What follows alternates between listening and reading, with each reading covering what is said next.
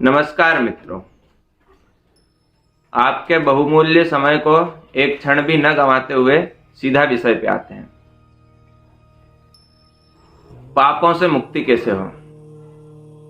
आज का हमारा यही विषय है कि हम पापों से मुक्त कैसे हो। हमारे जीवन में हमसे बहुत सारी त्रुटियां हो जाती हैं, बहुत सारे पाप हो जाते हैं, जिनके कारण हमको आगे चल के पीड़ा सहन करनी पड़ती है। यदि उस पाप का बोझ हमारे कंधों पे रहा तो हमें नरक की यातनाएं भी झेलनी पड़ती हैं। मानव बुद्धि के कारण हमसे कुछ जानकर कुछ अनजाने में पाप हो ही जाते हैं। पाप कितने प्रकार के रहते हैं।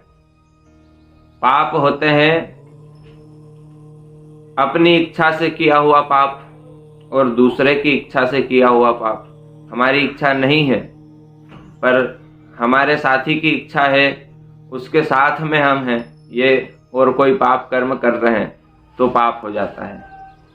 सकृत असकृत एक बार किया हुआ पाप और बार बार किया हुआ पाप। एक पाप होता है पीता पीत।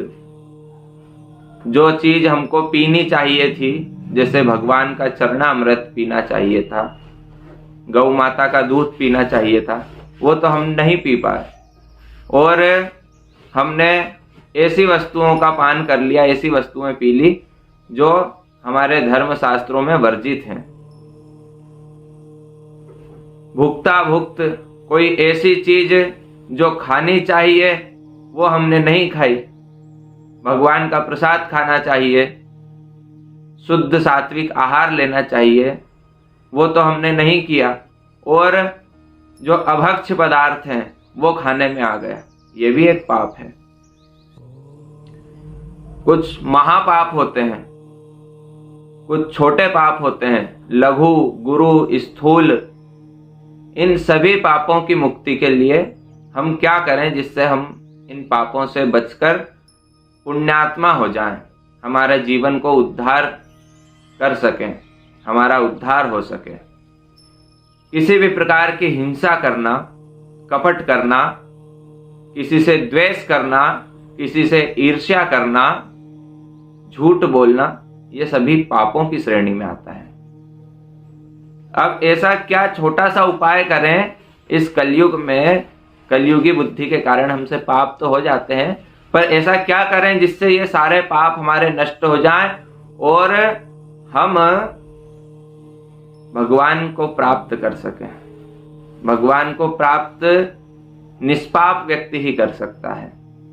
जब तक हमारे अंदर पाप है, हमें ना तो भगवत प्राप्ति हो सकती है और ना ही हमारी बुद्धि ऐसी निर्मल हो सकती जिससे हम आनंद को प्राप्त करें।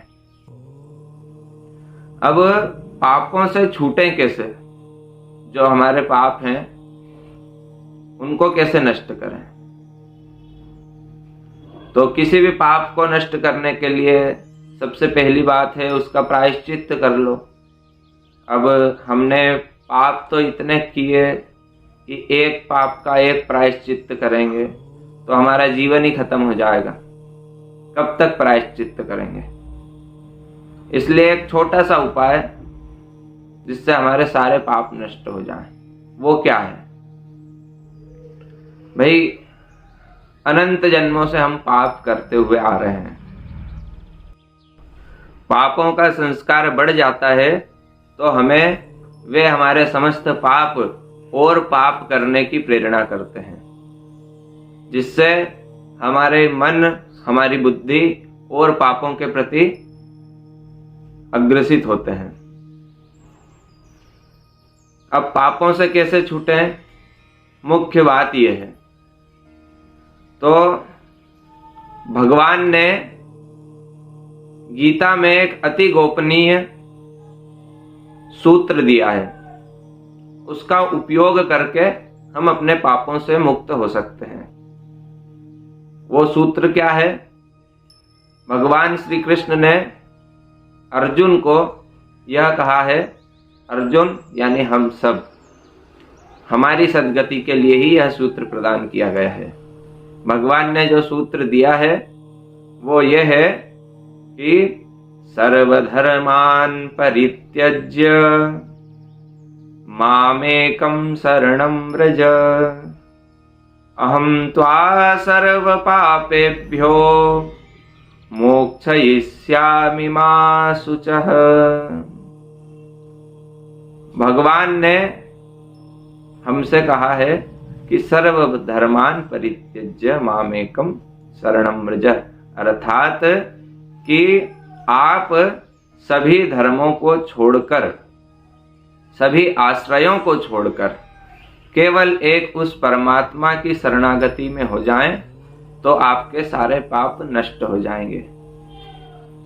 पाप हमारे साथ इसीलिए हैं क्योंकि हम एक तो पाप भी करते हैं, दूसरा अपने ऊपर अभिमान भी करते हैं। और जब हम भगवान की शरणागति में हो जाएंगे, भगवान की शरण में चले जाएंगे, सभी धर्मों को, सभी आश्रयों को, सभी द्वेषों को छोड़कर, सभी अपने मद अहंकार को त्याग कर, तो भगवान हमारे सभी पापों को नष्ट कर देंगे। अब इसमें ध्यान रखने वाली बात यह है कि केवल मात्र बोलने भर से हम भगवान की शरण में हैं, पाप नहीं छूट जाएंगे। आपको अपने सच्चे हृदय से, अंतःकरण से भगवान की शरण में होना पड़ेगा। यदि आप किसी भी कार्य को करते हैं और उसमें अपने कर्तापन के अभिमान को नहीं रखते हैं, तो वह पाप या वह पुण्य आपका नहीं रहता, वह भगवान को समर्पित हो जाता है।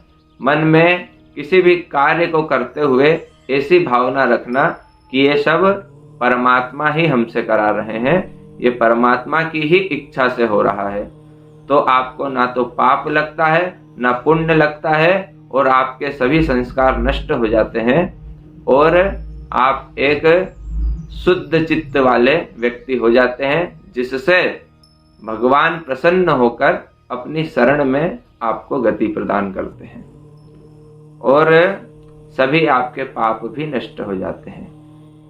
सदैव भगवान का स्मरण करते रहें। श्री राम जय राम, श्री राम जय जय राम। इस मंत्र का जप 24 घंटे अहरनिश चलते रहना चाहिए। जब भी याद आ जाए जप कर लो, इसका कोई भी साइड इफेक्ट नहीं है। एवं मैंने ये किया, मैंने इतनी उन्नति कर ली, मैंने इतनी तरक्की कर ली, इस प्रकार का अभिमान का लेश मात्र भी आपके अंतःकरण में नहीं होना चाहिए। तब भगवान आपके ऊपर कृपा अवश्य करेंगे। आज का ये जो हमारा विषय था, यह सभी भगवान के भक्तों को प्रेरणा के रूप में था। सनातन सत्य ऐसे ही रोचक वीडियो आपके समक्ष लाता रहेगा। यदि अभी तक आपने सब्सक्राइब नहीं किया है तो सनातन सत्य चैनल को सब्सक्राइब करें। ज्योतिष से संबंधित भी हम आपको जानकारी देते रहेंगे, सनातन धर्म से जुड़ी हुई रोचक जानकारियां प्रदान करते रहेंगे। धन्यवाद।